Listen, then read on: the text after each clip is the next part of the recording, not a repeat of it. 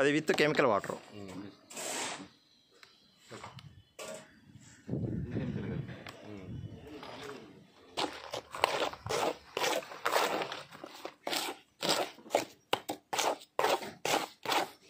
మన బెల్లం పాక కానీ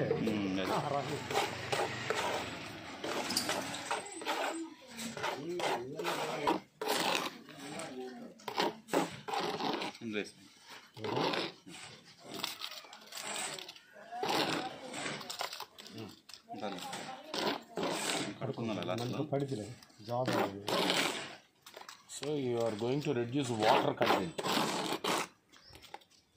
సో మీకు వాటర్ పెంచుకుంటానే ఫ్లో పెరుగుతుంది.